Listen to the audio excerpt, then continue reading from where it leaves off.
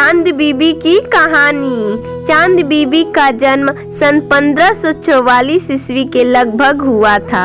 वह बड़ी सुंदर और तेजस्वी बालिका थी। उनके पिता हुसैन निजाम शाह ने उन्हें बड़े प्यार से पाला था। चांद बीबी अहमदनगर के शासक हुसैन निजाम शाह की पुत्री थी।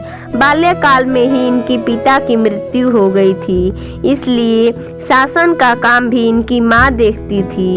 माँ ने चांद बीबी की शिक्षा दीक्षा पर विशेष ध्यान दिया। थोड़े ही समय में चांद बीबी रणनीति और राजनीति में कुशल हो गई। चांद बीबी का विवाह बीजापुर के सुल्तान अली आदिल शाह से हुआ था। विवाह के कुछ दिनों बाद ही आदिल शाह की हत्या कर दी गई और गद्दी के लिए कई दावेदार खड़े हो गए। दरबार के अमीर और सरदार भी अलग अलग गुटों में बट गए और आपस में लड़ने झगड़ने लगे। दुखी होकर चांद बीबी अपने भाई के पास अहमदनगर चली गई। चांद बीबी ने सोचा कि अहमदनगर में वे शांति से अपना जीवन व्यतीत कर सकेंगी, किंतु शांति से जीवन व्यतीत करना चांद बीबी के भाग्य में नहीं था। कुछ समय बाद ही उनके भाई इब्राहिम की हत्या कर दी गई। दरबार के अमीर अपने अपने उम्मीदवार को गद्दी दिलाने के लिए षड्यंत्र करने लगे। दरबार के अमीरों की फूट और आपसी झगड़ों से अहमदनगर की शांति घट गई। राज्य की शासन व्यवस्था पर भी इसका बुरा प्रभाव पड़ा। उस समय दक्षिण भारत में अहमदनगर बीजापुर गोलकुंडा और था। उसने दक्षिण भारत के राज्यों के पास अपने दूतों से संदेश भेजा कि वे मुगल साम्राज्य की अधीनता स्वीकार कर ले, जिससे अनावश्यक खून खराबा न हो। खानदेश को छोड़कर अन्य किसी राज्य ने अकबर की अधीनता स्वीकार नहीं की। अकबर ने अपने पुत्र मुराद को दक्षिण विजय के लिए भेजा। दक्षिण के राज्यों की स्थिति अच्छी नहीं थी। एक राज्य की दूसरे राज्य से शत्रुता थी और राज्यों में दरबारियों के अलग अलग गुटों से झगड़े चल रहे थे। अहमदनगर की स्थिति भी ऐसी ही थी।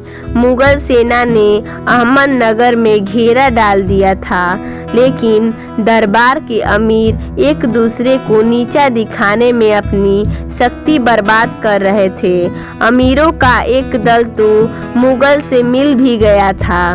चांद बीबी ने देखा कि इस प्रकार आपसी फूट से पूर्वजों का स्थापित किया हुआ राज्य हाथ से निकल जाएगा और अहमदनगर का स्वतंत्र राज्य पराधीन हो जाएगा।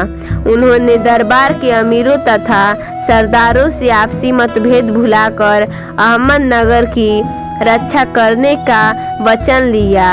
यह चांद बीबी की प्रथम सफलता थी। दरबार में अमीरों को संगठित करने के बाद उन्होंने बीजापुर राज्य से संधि की। अब इब्राहिम शाह के पुत्र को गद्दी पर बैठाकर शासन का कार्य संभाल लिया। अहमदनगर का मोर्चा सुदृढ़ करने के लिए चांद बीबी स्वयं बुर्का पहनकर घोड़े पर सवार होकर युद्ध की तैयारी देखती थी। वे मोर्चों पर जाकर सैनिकों का उत्साह बढ़ाती थी, उनका आह्वान करती कि यह राज्य के मान अपमान का प्रश्न है, आओ मेरे साथ आओ और बहादुरी से युद्ध करो। चांद बीबी के साहस, धैर्य और शौर्य को देखकर सैनिकों का उत्साह बढ़ जाता था। युद्ध कई दिनों तक चला। विशाल मुगल सेना अहमदनगर के छोटे से राज्य को दबा न सकी। एक दिन मुगल सेना ने सुरंग लगाकर किले की एक दीवार को उड़ा दिया। अहमदनगर के सैनिक घबरा गए, क्योंकि अब मुगल सेना को रास्ता मिल गया था। मुगल सेना भी खुश थी कि अब तो विजय निश्चित ही है, किंतु चांद बीबी रात भर दीवार पर खड़े होकर सैनिकों और कारीगरों का उत्साह बढ़ाती रही। रातों रात किले की दीवार की मरम्मत कर दी गई।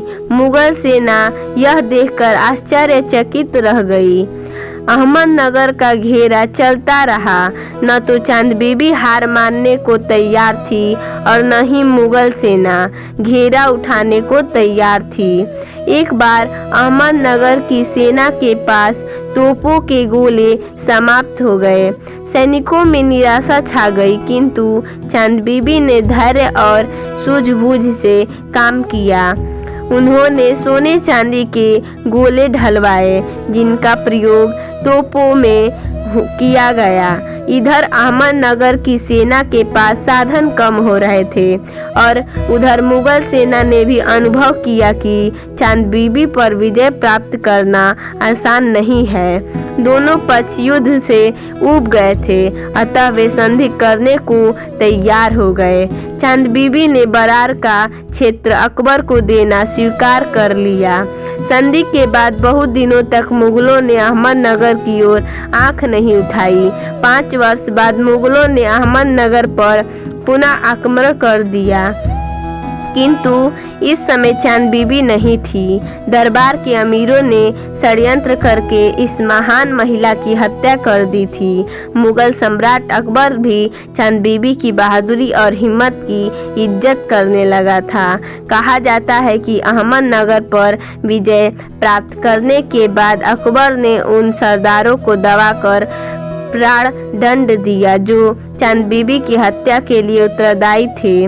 धन्य है चांद बीबी, जिनके स्वतंत्रता, प्रेम, धैर्य, शौर्य, साहस के कारण उनके शत्रु भी उनकी इज्जत करते हैं। तो दोस्तों, आपको हमारा कहानी कैसा लगा, आप हमें कमेंट करके जरूर बताइएगा। धन्यवाद।